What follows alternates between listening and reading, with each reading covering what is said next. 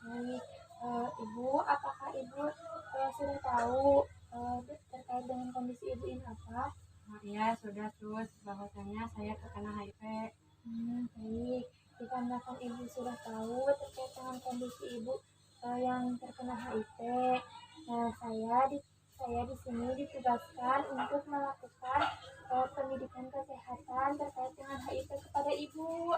Nah, untuk waktunya kurang lebih 15 menit tempatnya di sini. Apakah Ibu bersedia? Ya, bersedia terus.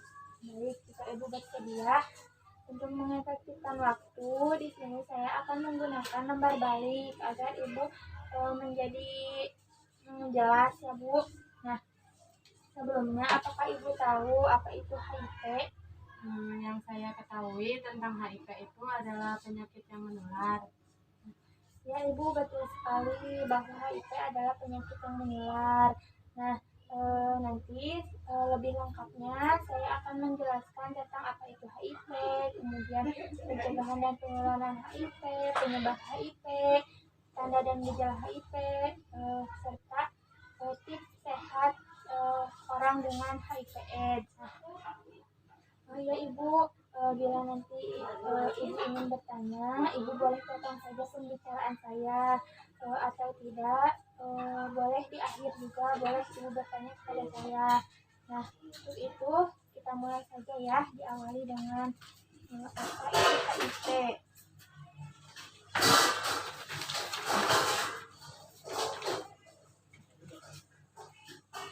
HIV atau Human Immunodeficiency Virus. Virus HIV ini menyerang sistem kekebalan tubuh, yang selanjutnya melemahkan kemampuan tubuh melawan infeksi dan penyakit. Awalnya virus HIV hanya ditemukan pada simpanse di Afrika, serta hanya menginfeksi simpanse saja. Namun peneliti berspekulasi bahwa virus HIV ini bermutasi dan menginfeksi manusia karena manusia mengonsumsi daging simpanse yang terinfeksi virus HIV.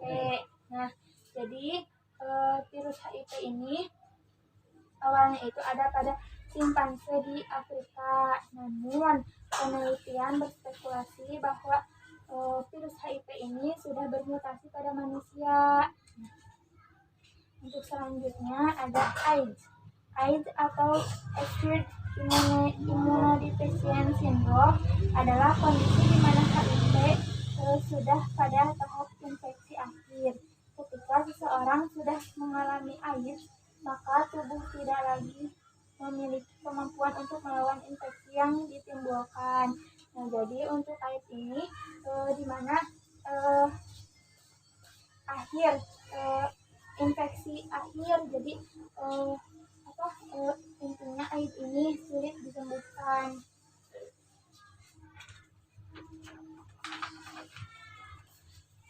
Nah, selanjutnya ada penyebab HIV/AIDS. Nah, di negara Indonesia, penyebaran dan penularan HIV paling banyak disebabkan melalui hubungan intim yang tidak aman dan bergantian menggunakan jarum suntik yang tidak steril saat memakai narkoba. Seseorang yang terinfeksi HIV dapat menularkan kepada orang lain, bahkan sejak beberapa minggu tertular. Nah, semua orang beresiko terinfeksi HIV. Nah, jadi Ibu, di Indonesia ini banyak penularannya itu melalui hubungan intim yang beresiko. Contohnya hubungan intim yang tidak menggunakan kondom. Nah, kemudian bergantian pasangan kayak gitu ya Bu. Nah, ada juga bergantian menggunakan jarum suntik. Nah, Ibu, yang selanjutnya ada tanda dan gejala. Nah, tanda dan gejala ini terdapat di nyeri di daerah perut, kemudian nyeri saat menelan, batuk kering, tubuh terasa kelelahan, berkeringat di malam hari, demam, kehilangan selera makan, kemudian malaise atau berkeringat. Lalu diare berair, diare terus menerus, kemudian mual atau muntah. Nah, tenggorokan pun kesulitan menelan atau pegal menelan. Selangkangan terdapat luka atau pembengkakan. Nah, terus lidah pun berwarna putih atau ulkus. Nah, umumnya gejala HIV ditandai dengan infeksi oportunistik atau infeksi akibat virus, bakteri, jamur, dan parasit. Nah, bercak merah, kandidiasi oral atau infeksi jamur Candida albicans, pembengkakan kelenjar getah bening, penurunan berat badan yang drastis, radang paru-paru, ruam kulit, atau sakit. Nah, untuk selanjutnya ada penularan HIV/AIDS. Nah, untuk yang pertama yaitu hubungan seks. Penularan HIV dapat terjadi melalui hubungan seksual tanpa kondom, baik itu melalui vagina, anal, maupun oral. Selain itu, seseorang yang suka berganti-ganti pasangan lebih beresiko untuk terkena HIV. Nah, jadi untuk penularan HIV/AIDS ini ada melalui hubungan seks ya ibu ya. Hubungan seks yang sangat beresiko itu yang berganti-ganti pasangan tetapi tidak memakai kondom. Nah, yang kedua ada penggunaan jarum suntik. HIV dapat ditularkan melalui jarum suntik yang terkontaminasi darah orang yang terinfeksi HIV. Berbagai pakai jarum suntik atau menggunakan jarum suntik bekas membuat seseorang beresiko sangat tinggi tertular penyakit termasuk HIV. Nah, jadi ada juga penularannya menggunakan jarum suntik, yaitu dengan jarum suntik yang tidak steril atau berganti-gantian jarum suntik. Yang ketiga ada kehamilan, persalinan, dan menyusui. Seorang ibu yang terkena infeksi HIV dan mengandung atau menyusui beresiko tinggi untuk menularkan HIV kepada bayinya. Nah, jadi di sini ada seorang ibu yang menyusui atau yang hamil gitu, tetapi ibu tersebut memiliki penyakit HIV. Nah, bisa tertular ke anaknya yang sedang dikandung atau sedang menyusui. Baik ibu, yang selanjutnya ada transfusi darah. Dalam sebagian kasus, penularan HIV juga bisa terjadi melalui transfusi darah. Namun untuk sekarang sudah jarang ditemukan bahwa penularan HIV/AIDS ini dari transfusi darah. Jadi sudah jarang ya ibu, karena sudah diminimalisir oleh TNI. Nah, untuk selanjutnya ada pencegahan HIV/AIDS. Nah, pencegahan HIV/AIDS ini ada A, B, C, D, E. Nah, di mana A ini abstain, jangan melakukan seks, terutama hubungan seksual beresiko. Nah, yang kedua ini ada B, be faithful, jadilah pasangan yang setia. Jadi ibu, kita ini harus jadi pasangan yang setia, jangan berganti-ganti pasangan ya. Ada juga C, kondom. Jika hubungan seks tersebut adalah seks yang berisiko kehamilan atau penularan penyakit, maka pakailah kondom. Nah, jangan lupa juga harus memakai kondom ya. Nah, D, drug. Jauhi drug atau obat-obatan terlarang, baik drug pelan yang dapat menyebabkan gairah seks meningkat seperti ekstasi, atau drug suntik yang menularkan langsung penyakit dari alat suntik itu. Selanjutnya ada E, education.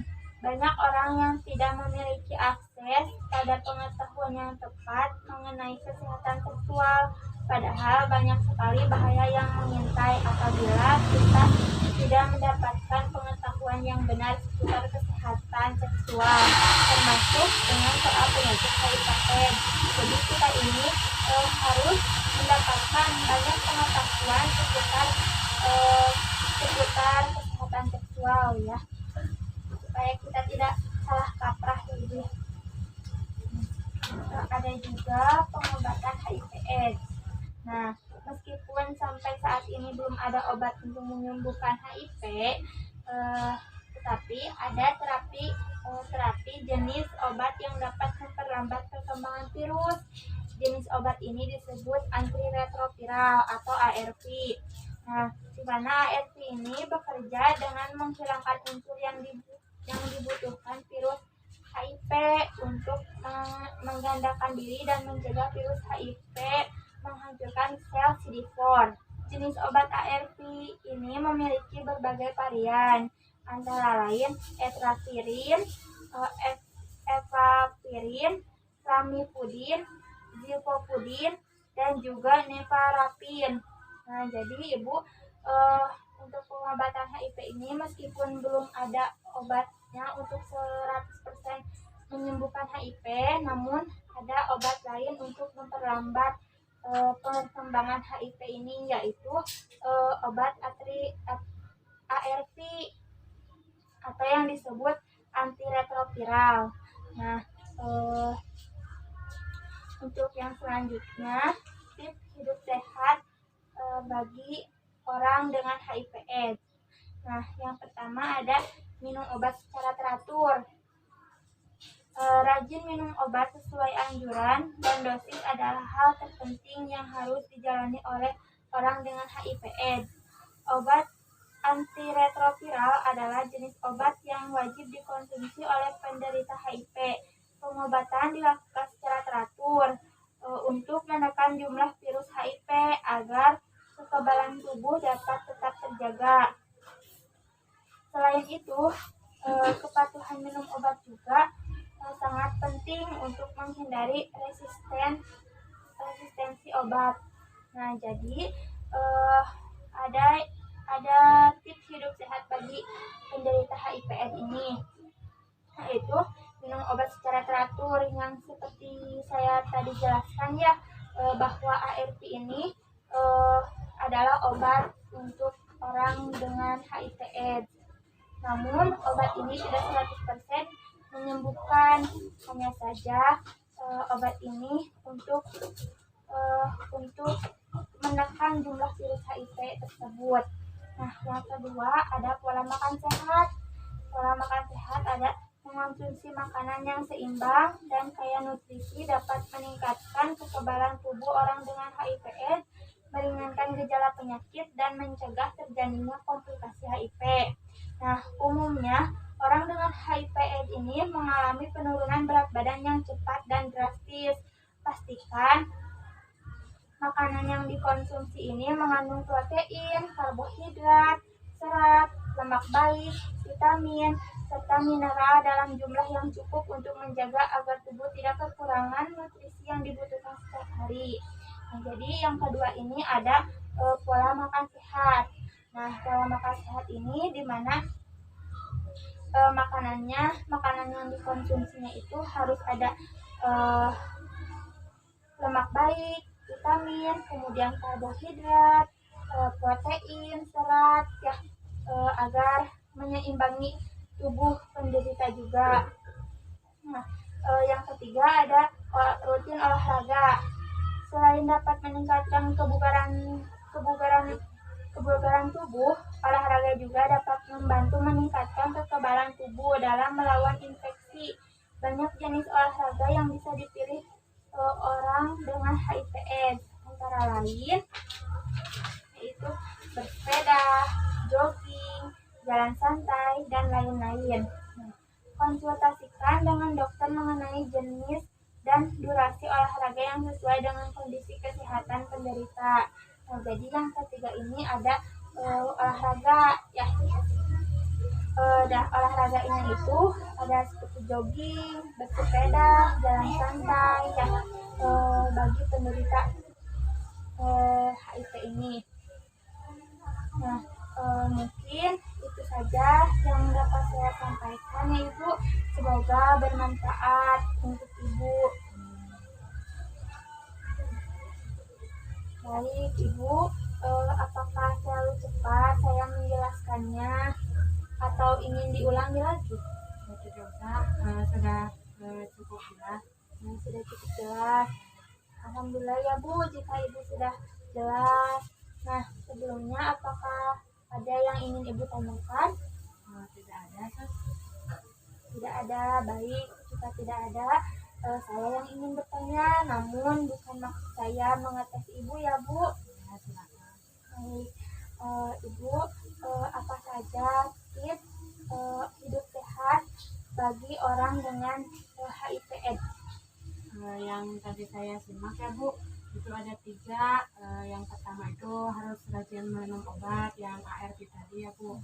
Terus yang kedua ada pola makan yang sehat, jadi harus makan makanan yang sehat-sehat, yang mengandung protein, karbohidrat dan lain sebagainya.